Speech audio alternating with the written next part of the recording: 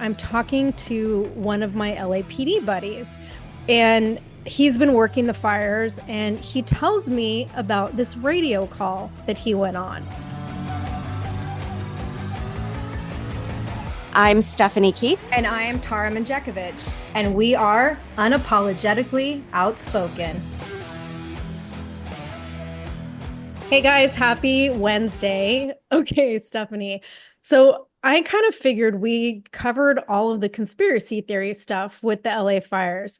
And maybe you guys are sick of hearing about the fires, but I have to bring this one up because, oh my gosh.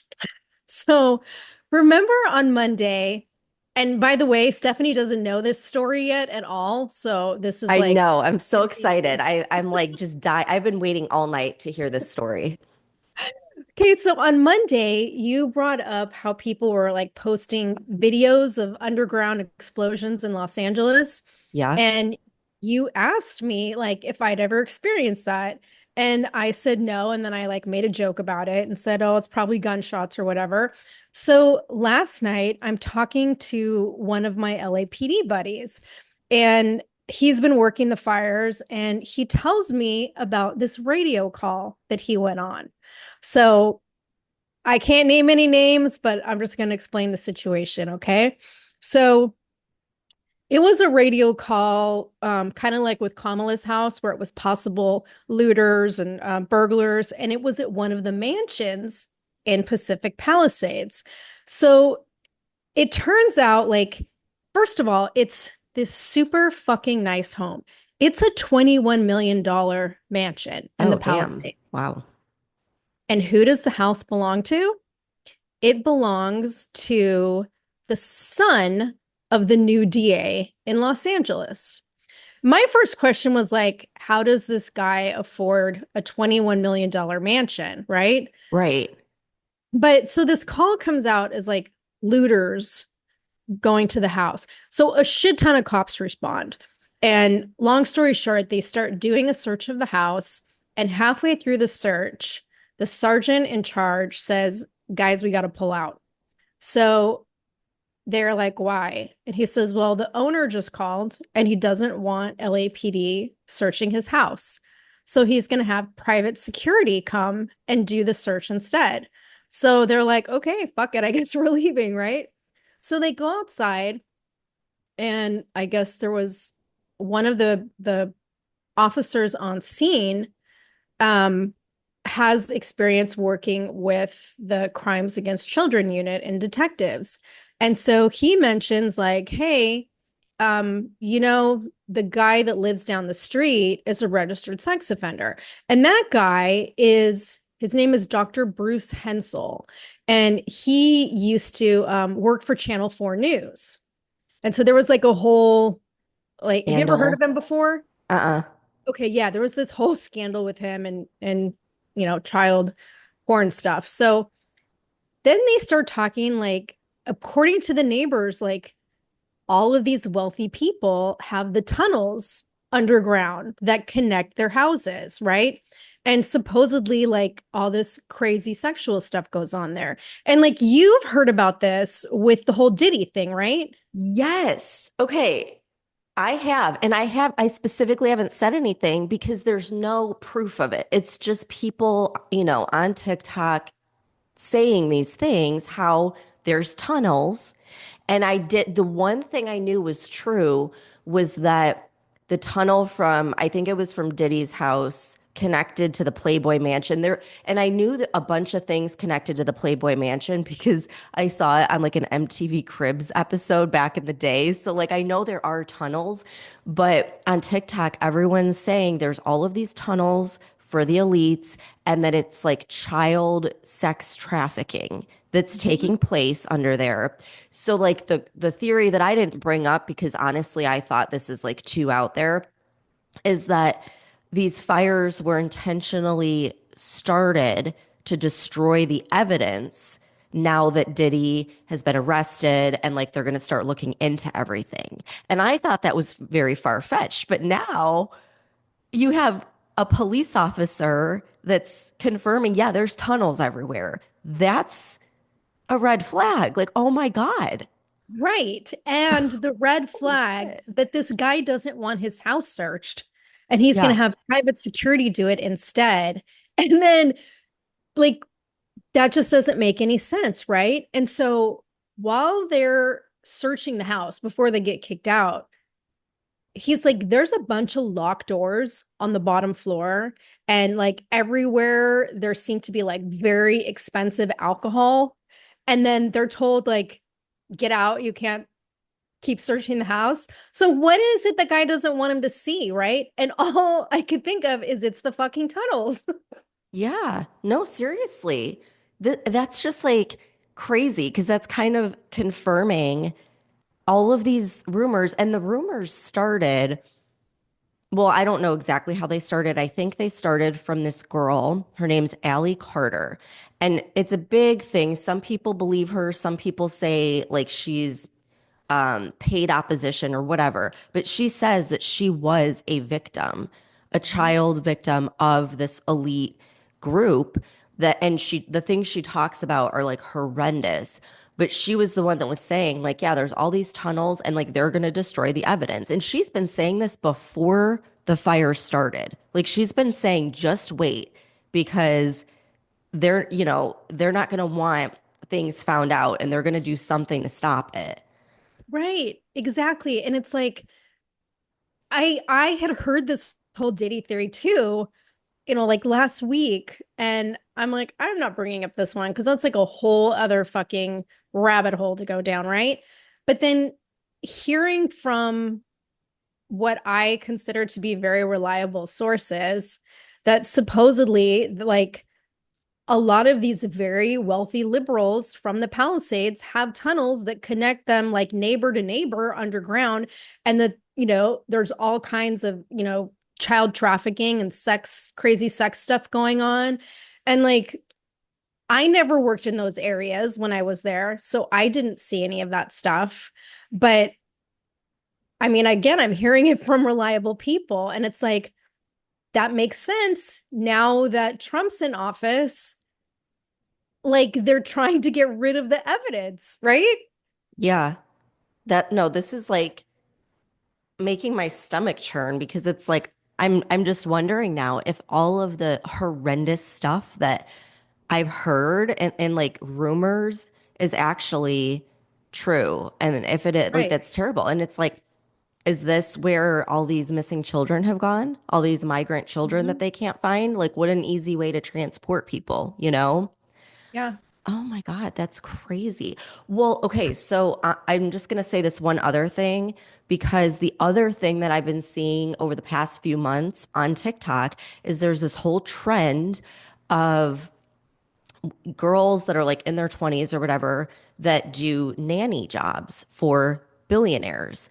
Mhm. And every single one of them has a story about a secret, like home underneath the home. Like they're like, they will have like a whole entire house under their house, like basically like a basement, but it's done up like a house. And like they'd have their elite friends come over and they have like a padlock and they go back in this other section of the house that no one else is allowed in. And it just makes me wonder, like, are they all doing this? Because this isn't just California. Like they're talking about in Colorado and like all these different places. I wouldn't Wow. be surprised, Oh my I mean, God. we hear all this stuff that just seems so outlandish and outrageous that it's like there's no way that's true, but I totally believe it's possible. But then it makes me think too, like, if they can just make a phone call and have all the cops leave, Hmm. like they have the power to cover it up. You Right. know? I mean, it is private property, so you can Yeah, absolutely, the cops aren't there with a warrant. They're there responding to, like, suspect call, right. And if the owner doesn't want him there, they can kick him out. But again, it brings me back to, like, why would somebody want to have their private security search their home instead of the police, Yeah. unless they have something to hide? Oh, exactly. Exactly. Okay, I don't want to get us on too much of a tangent, but I just thought this was outrageous, so I have to bring it up. Because you mentioned private security. I was listening to a guy who's like just a normal middle class guy that lived in this area, and he was explaining how over the last, few years or whatever, he's like, it has become normal, a normal thing for the middle class to have to hire private security guards because so many people were breaking into their cars, their homes, and they would call the police and like nothing would really deter the criminals, right? Because it was just they arrest them and let them back out and they do the same thing over. And they said it got so bad that people were like spending all this money to hire private security. He's like, where else do you hear of the middle class having private security guards outside their like normal home? It's not like a mega mansion or anything. So I thought that was crazy. Um, but okay, speaking of the tunnels, there's something else that they discovered underground, which would make sense about how I was saying people were thinking that there were explosion sounds and it sounded like it was coming from underground. So listen to this clip. The hazmat, we have found a underground lithium battery storage plant for bicycle batteries that has posed a huge hazard in that area. We are working with the hazmat teams to keep that contained. So a lot of that is just very dangerous. As you just heard, the air quality in some of that area is still very high and dangerous. Okay, so that was from like a town hall and it was posted on one of the news channels. But yeah, a whole lithium storage facility underground. And I thought that was crazy because number one, that would explain all the explosions. But number two, like how much shit is underground? Like you have a whole storage facility down there. And how come every single wildfire, there seems to be some kind of tie to like lithium mining or lithium storage facilities? You know what's crazy? I was just watching this and I didn't even put two and two together until this very second. I'm watching this show on Discovery. It's like Mysteries of the Abandoned, but in the United States. I don't know. I think it's a couple years old, but I literally yesterday just watched an episode that was talking about all of the underground tunnels in Los Angeles that like go back to the days of prohibition. And there's entire like most of them have been walled up and bricked up and stuff like that, but there is an entire system of tunnels in Los Angeles that I know they have them at other places, Mhm. but I don't think I ever thought about them being in LA. And there's like literally an entire underground city there that Yeah. God knows what's going on down there, you know? Oh yeah, they're saying that they are everywhere. Like New York, there's supposedly one, and people have gone in and like filmed parts of it, and it's just really creepy, Mhm. that there's this whole thing happening that like none of us are aware of. It gives you a really creeped out feeling like nothing good is happening down there, you know? Okay, well, I want to get your take on this clip. So this is from CNN. They posted it about 2 days ago, where they're talking to Newsom, and the reporter tells him how JD Vance is saying there was a complete lack of preparedness. And I think Newsom says the quiet part out loud. So I want to get your take on what he says. So listen closely. Unprecedented wind experiences. Heroic firefighters from all across the United States. We got folks from Texas. We got folks from Wyoming that have been pounding on this. The best next gen technology. We've got these fire hawks and guys with night vision goggles pounding these fires 24/7. We've got thousands of National Guard men and women that have been on here. We pre-positioned 120 engines, helicopters, dozers, water tenders. We did that on Sunday, 2 days before this event. So with respect to the future vice president, I didn't hear his remarks, but I would invite him, as I did Donald Trump, to visit with the community. Okay, so he said that he had everyone ready to go and all these trucks and everything before the event on Sunday. So does that mean he knew about what was going to happen ahead of time? Or is this just another case of Newsom lying through his teeth to save himself? Honestly, I think it's both. Did you listen to Tucker's interview with Michael Schellenberger yesterday? No. Okay.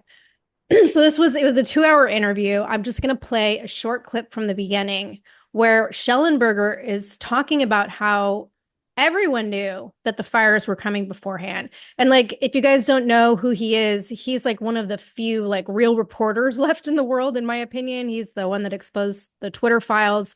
And I think he lives in Northern California.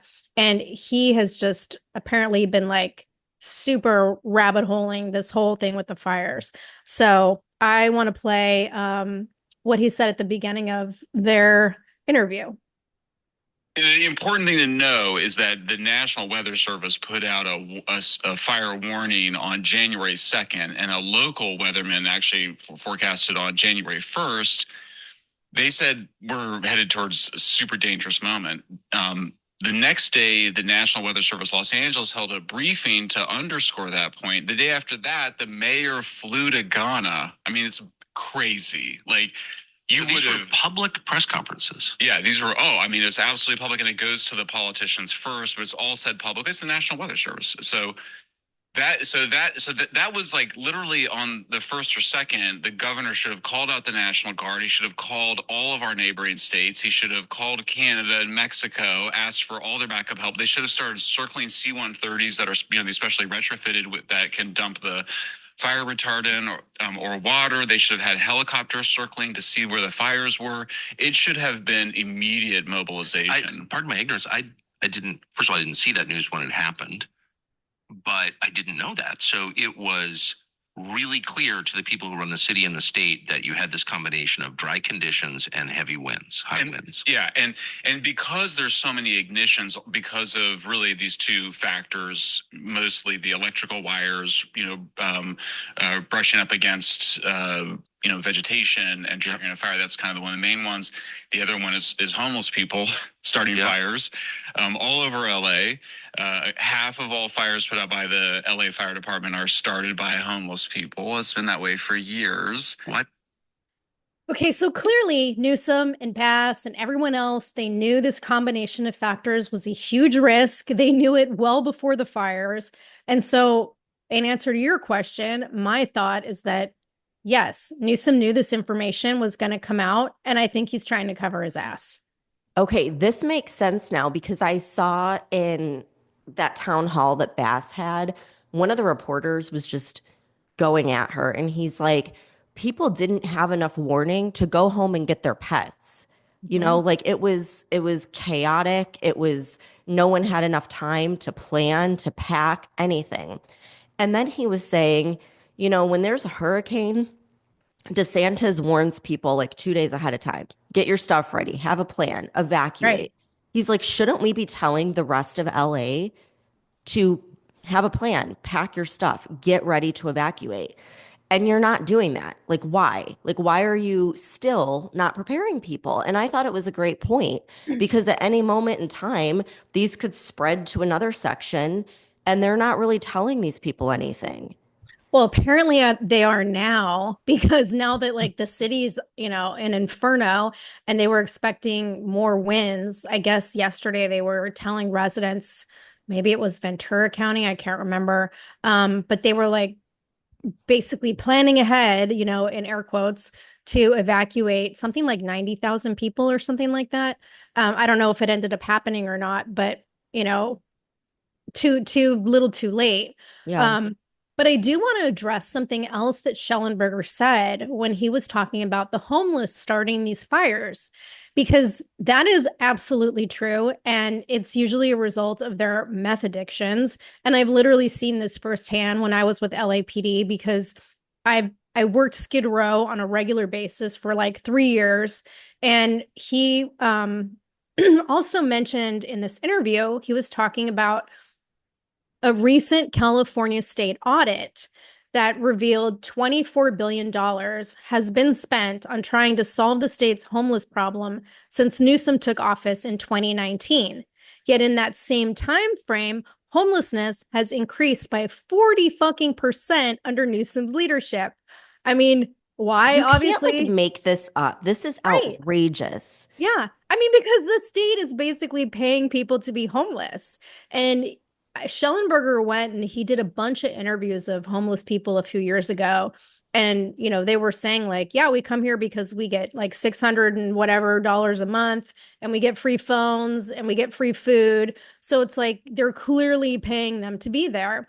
And I also saw this firsthand on many occasions. So in looking at the homeless issue in the context of the fires, to me, this is just another example of California leadership.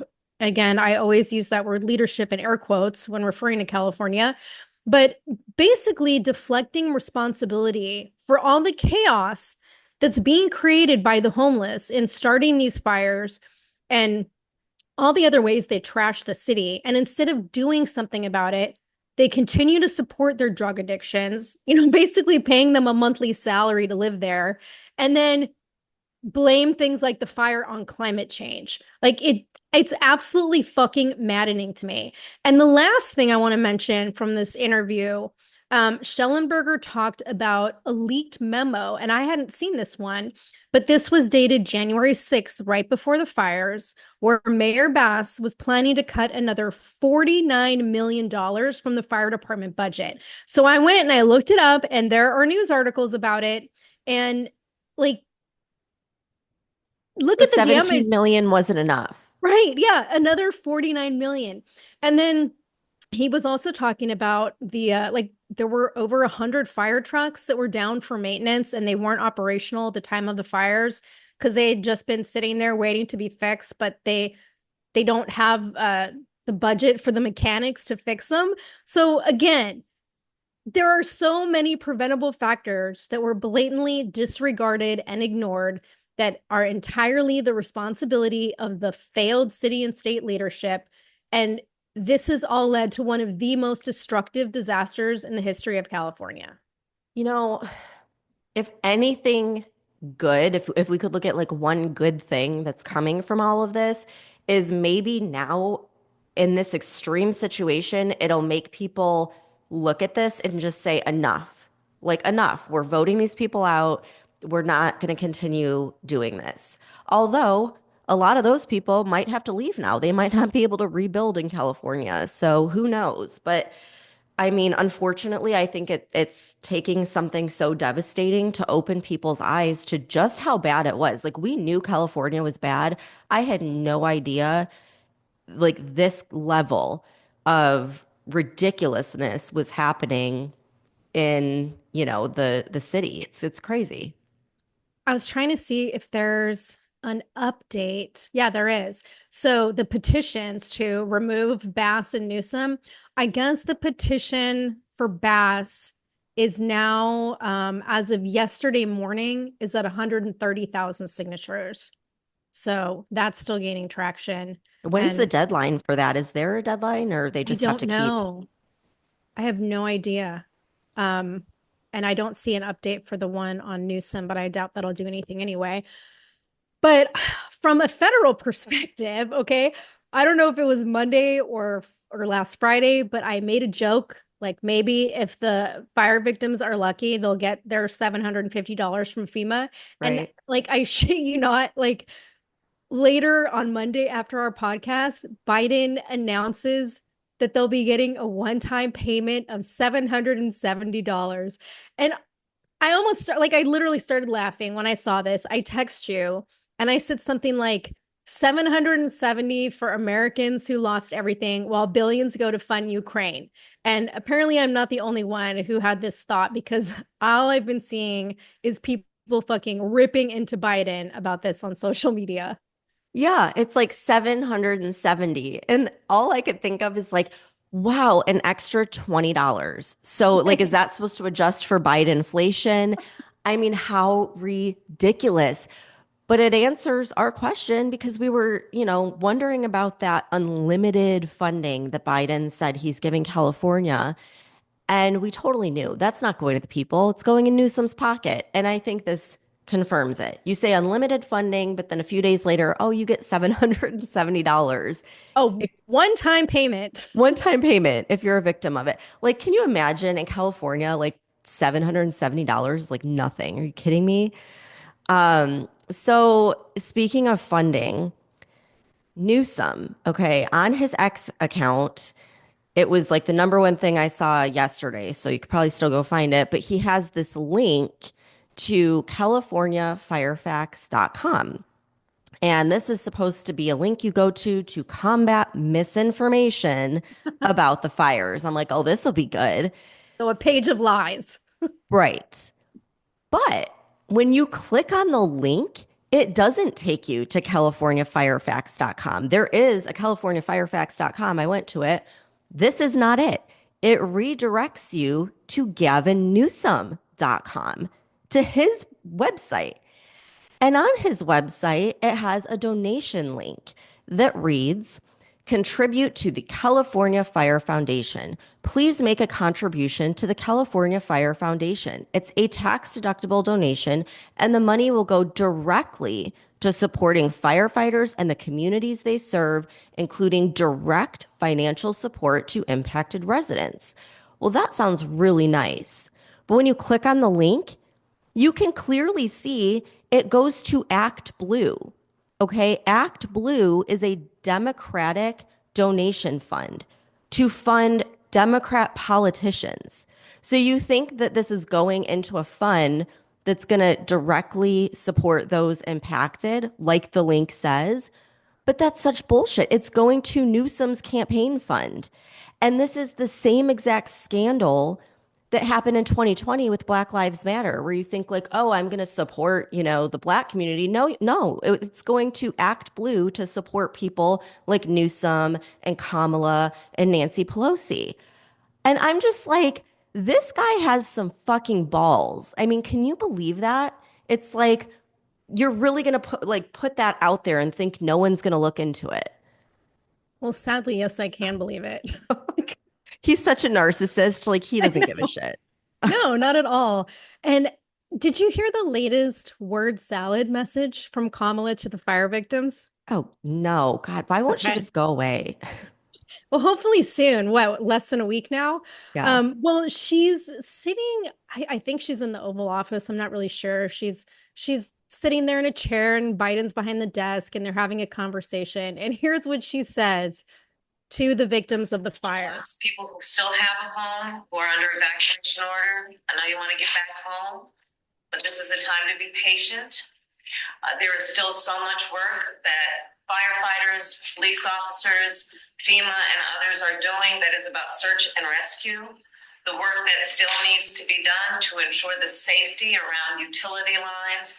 This work is still very much in progress. And so it's critically important that to the extent you can find anything that gives you an ability to be patient in this extremely dangerous and unprecedented crisis, that you do. Just be patient, guys. Be patient. You lost everything, but I'm expecting you to be patient. You know who's really patient? The people in North Carolina that are intense right now with freezing temperatures. They're really patient. Exactly. Yeah, unbelievable. She's so unhelpful. It's like you're better off not saying anything than Right. opening your mouth. I mean, it's just like, it's so ridiculous. But okay, I don't want to get like too off topic, but I have to bring this up because I'll forget if I don't. So yesterday, Jake Sullivan, the White House, or not the White House, he's the National Security Advisor. He gives like his briefing and they're like, oh, this is like the last briefing that we're going to see from you, because the new administration's coming in. And he's like, well, I mean, technically, yes, but, if something big happens, which is very likely, then you'll be seeing me again. What? Yes, I swear. And I wish I would have pulled the clip, but I didn't.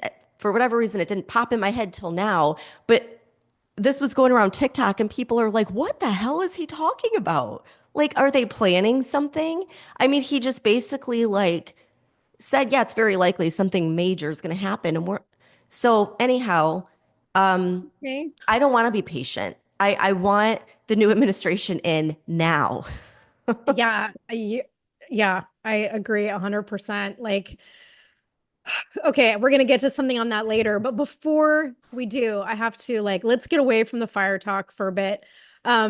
I wanted to ask you, because I know you're following this, what is going on with the TikTok ban? Because isn't that supposed to take effect soon?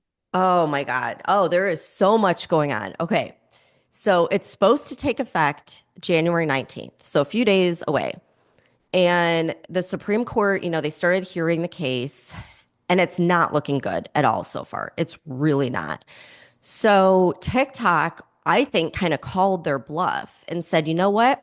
Come January 19th, we're done. We are pulling out of the US. We're ceasing all business inside the United States.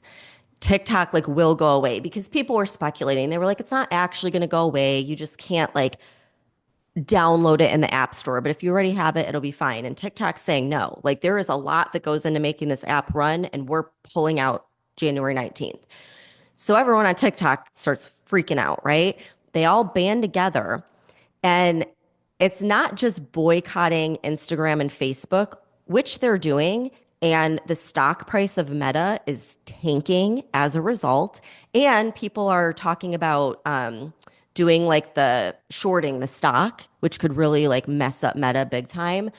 But in addition to that, everyone's downloading Red Note, which is TikTok, but for China.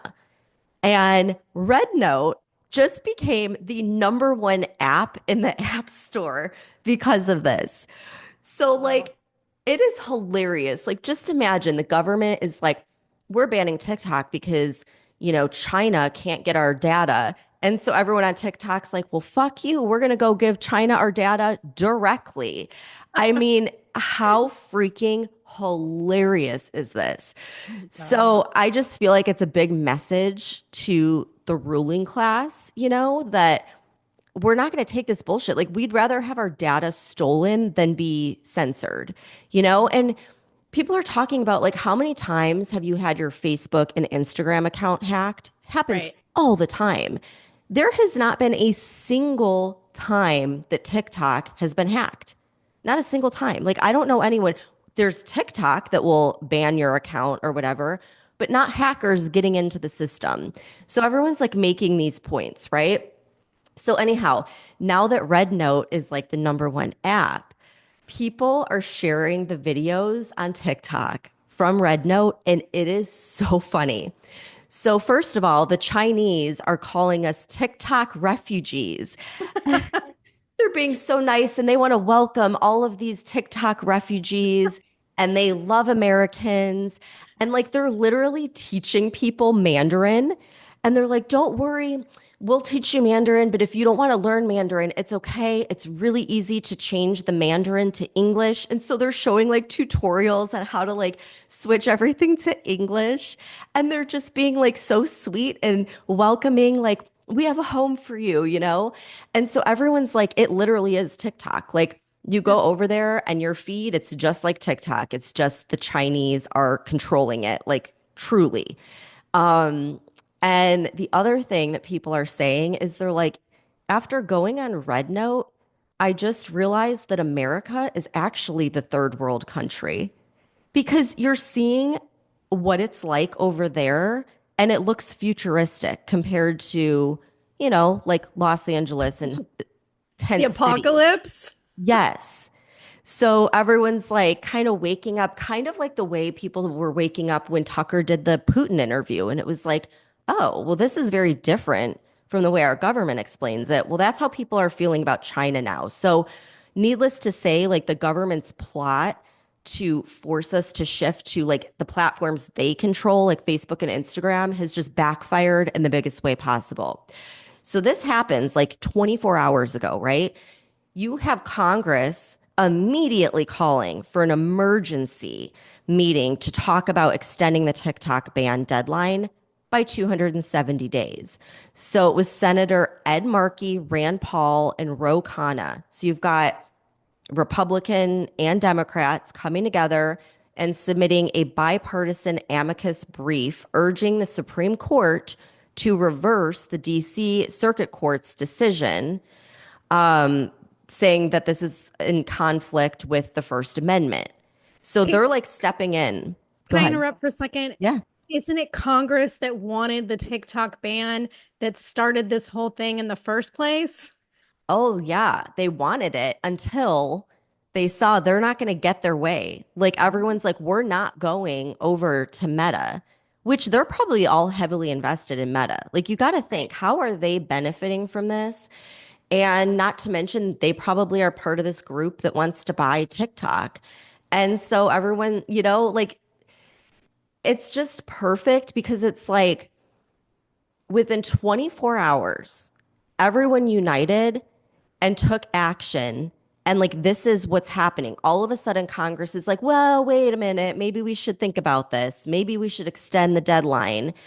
And it's just proving that like we have power because we have the numbers. And if we stop fighting over stupid shit constantly that we think divides us and we band together, this is how you get shit done. And at the end of the day, I think everyone needs to remember that like you get to decide what apps you use, what products you buy, what companies you're going to support. And at the end of the day, that's the only thing that these politicians and the ruling class care about because it affects their pocketbook. Because again, they're all heavily invested in these companies. So it's like, I think it's just people are realizing, I mean, really realizing now that we don't need to fight about all these social issues. We are all in this together. And if we all band together, this is how we win. And we got to stop like all of this stupid fighting over like things that don't really matter. So I don't know, it made me like, I was very proud of like everybody coming together in 24 hours and doing something so extreme to get their attention. And it's working. Well, let me tell you something else that I hope will get people's attention. And since you brought up like money and politicians, I don't know if this is going to piss you off more or if it's going to make you laugh, but there was a new report released yesterday that highlights some of the completely insane spending that the Biden admin is doing. And you guys keep this in mind when you think about the $770 one-time payment being given to fire victims. So there's this nonprofit organization called Open the Books. I think we've mentioned them several times. They do like oversight reports on government spending. And this story came out yesterday in the Daily Caller. They published a report highlighting Defense Department spending under Biden. And so the records show that the DoD spent more in September of 2024 than any other month of any presidential administration since 2008. Now let that sink in because this is the Department of Defense and we were involved in multiple conflicts between 2008 and now. And 1 month in September, more money than any other month since 2008, right? So in total, they spent $79.1 billion in September of last year, and 33.1 billion of it was spent during the last 5 working days of the fiscal year.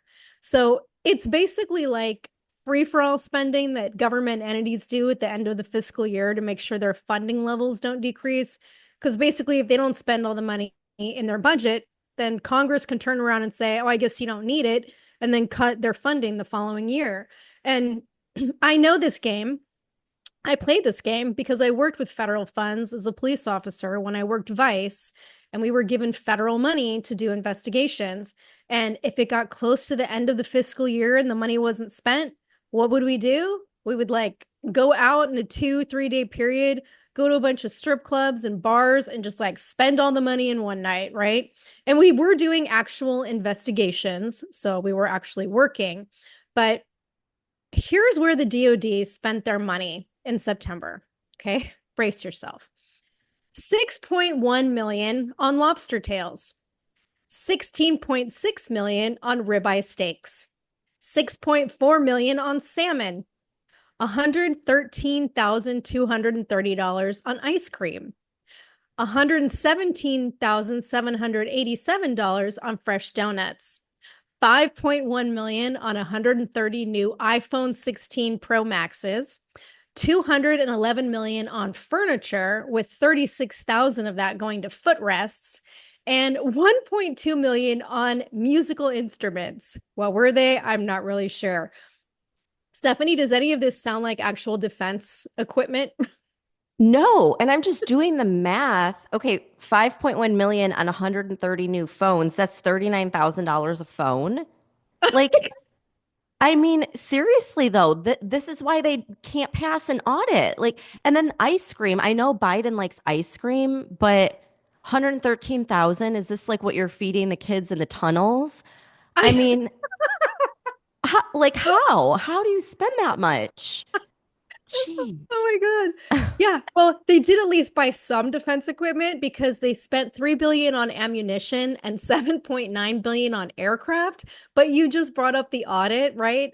The failed audits. Yeah. Like, as a reminder to everyone, this is the department that has failed not one, not two, not three, but 7 consecutive audits. 7. And apparently, according to the NDAA, the National Defense Authorization Act, for the fiscal year of 2025, they're requiring the DoD to pass an audit by 2028. Like, what? By 2028? Like, how about now? How about you pass a fucking audit now? Why are we giving them 3 years to pass a fucking audit? Cut their funding. Cut their Right. funding until they can pass an audit explaining how they're spending all this money. Like, it's so outrageous. And what makes it even more maddening is this is spending that we literally have no control over. You know, it's like with the whole TikTok thing, you can at least choose to not use Facebook and Instagram and to go download RedNote. With military funding, we can't like say, oh no, we're not going to buy ammunition we have no control over it. And they Right. know that. And I mean, clearly they're buying iPhones and ice cream. Like, what the hell? Yeah, I know. So I Wow. really, again, I hope Doge comes in and cleans this shit up. And speaking of that, the confirmation hearings for Trump's cabinet started yesterday. Did you watch any of this? Ugh. I saw clips and it was just pissing me off. So I had to stop. I'm like, it's just ridiculous. Like, I don't care who this guy has slept with. Like, I don't care. I care about, can he help our country and our military, you know? I agree, but apparently, so it was Pete Hegseth who was getting confirmed yesterday, or not getting confirmed, was in the confirmation hearing, and we still don't know if he's going to be confirmed. But it was the like classic Congress shit show. And I don't know if you saw this, but it was like they had to escort a bunch of fucking demonstrators out of the building, which I don't even understand why they were allowed in there in the first place. Like, I guess they call them like the Pink Hat Club or something, or the Pink something or other. They I were don't allowed know. in there because it's a theater performance. They've got to have, some excitement. From audience. Yeah. But yeah, so like during the opening remarks, when Hegseth was giving the opening remarks, they start shouting about the war in Israel and calling him a Christian Zionist and a misogynist. And then 3 people had to be like zip tied with handcuffs and dragged out of the building while they're screaming. But man, he sure maintained his cool. And I love how he responded, because he just like turns to the room and he's like, thank you for figuratively and literally having my back. And I pledge to do the same for all of you.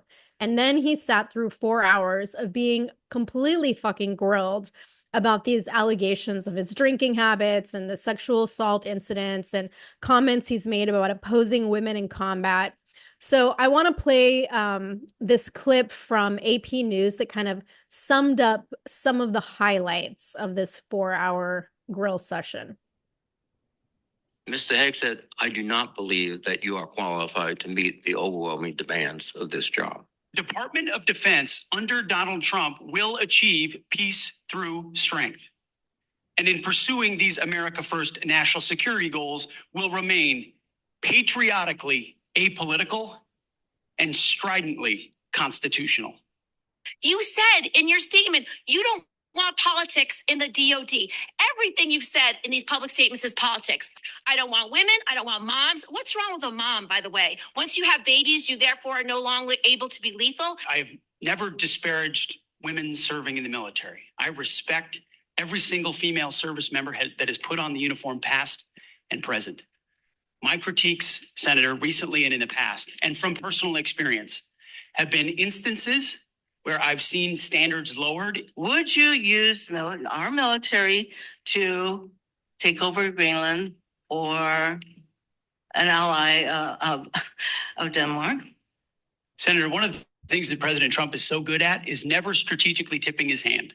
And so I would never in this public forum give one way or another direct what orders the president gives me in any context. That sounds to me that you would contemplate carrying out such an order to basically invade Greenland.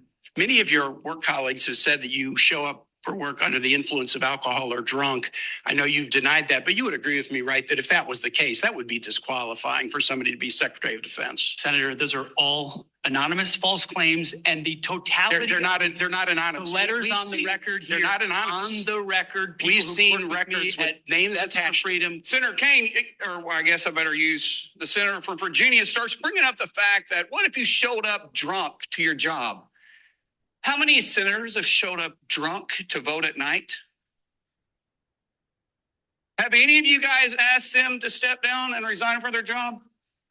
And don't tell me you haven't seen it, because I know you have. I don't want a long answer. Yes or no? Have you led an audit of any organization of which you were in charge? Senator, in both of the organizations I ran, we were always completely fiscally responsible. Yes or with the no? money Did that you we need had. an audit? And the way yes my leadership or no? has Did you been need an audit? stated, yes or it's no? been completely mischaracterized. You can't answer this question. Yes or no? Did you lead an audit? Do you not know this answer?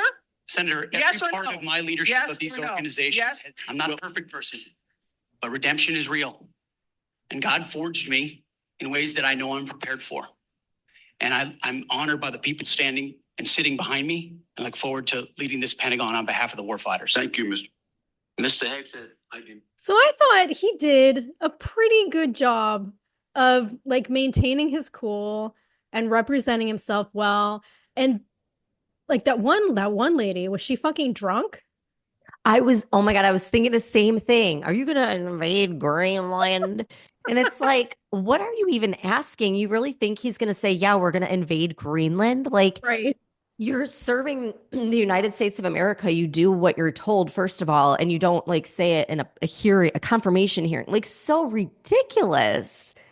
Yeah, oh my God. And so I guess he was able to change the opinion of one Republican Senator Jody Ernst from Iowa, who was not going to back him, but she changed her mind yesterday during the hearing, and she's pledging her support for him. So apparently that's like a big deal, because he needs a certain number to get confirmed. And then I think today is supposed to be the hearing for Marco Rubio for Secretary of State and Pam Bondi for Attorney General, or hers might be tomorrow. And then Kristi Noem for Homeland Security will be on Friday. And then there's a bunch of other hearings taking place this week. But I think his is like the most controversial, high profile one, and then like Rubio. So we'll see what happens. But yeah, he handled himself really well. I can't imagine going through that interrogation. Like, that's crazy, but he did very good. Well, some positive news to end on is I'm wondering, I don't know, but it sounds like Trump might actually be getting rid of the IRS and income tax. So he posted on Truth Social saying, for far too long, we have relied on taxing our great people using the Internal Revenue Service, IRS. Through soft and pathetically weak trade agreements, the American economy has delivered growth and prosperity to the world while taxing ourselves. It is time for that to change. I am today announcing that I will create the External Revenue Service to collect our tariffs, duties, and all the revenue that come from foreign sources. We will begin charging those that make money off of us with trade, and they will start paying, finally, their fair share. January 20th, 2025 will be the birth date of the External Revenue Service. Make America great again. It sure sounds like he's replacing the IRS with the ERS, right? I don't know if he can, because this, I think, is going to require approval from Congress. And going back to what we were talking about earlier with, Congress only doing what makes them money. Like, Congress is funded by taxpayer money, right? So I don't necessarily see them approving this. But I didn't realize this. I read this in an article yesterday that I guess tariffs were the primary source of our government's revenue back in the day until federal income tax was created in the early 20th century. So it's been done before. Yeah. And, you know, all the critics are saying, oh, it won't work. It's just going to create higher costs for consumers. But the way I look at it, our government basically robs American citizens of half our income anyway, and then completely wastes it on shit that we don't want to pay for. So I would be perfectly happy to see Trump try something different. So Yeah, I think one of the congressmen already submitted a bill to abolish the IRS. But here's the thing. If you vote no on that, do you think you're going to get voted back in office? Because it's going to be very public. Everyone is going to want to not pay income taxes anymore. So if you vote against that, like you're done. You're not getting voted again in office. That's the way I look at it. But we'll see. I think this is a good sign. You know how they're saying like, oh, it's going to like raise the cost for everything, but I can't imagine that the costs for goods and services that will temporarily increase from tariffs would be more than the amount that people pay in fucking income tax. So like if you actually got to keep your paycheck and not give half of it to the government, you probably wouldn't mind paying a higher prices for things because you'd actually have way more money to do it. So yeah, I don't know. I think it would be a good thing. And then the final thing I want to mention, is it tonight or tomorrow night that Biden's giving his final address? Oh, I don't know. Okay, I don't I know. think it's tonight. I'm pretty sure. So on Wednesday, he gave this like free speech or whatever little conference where he was warning that the soul of America, you know, is at stake with Trump coming in. And I'm just very curious to see what kind of a shit show speech he's going to give. Maybe they'll pump him full of some adrenaline. We'll see. Or maybe he'll go out with a bang. Who knows? Yeah. Oh, well, we'll keep everyone posted. But thank you for tuning in. Hope you enjoy the rest of the week, and we'll see you back here on Friday.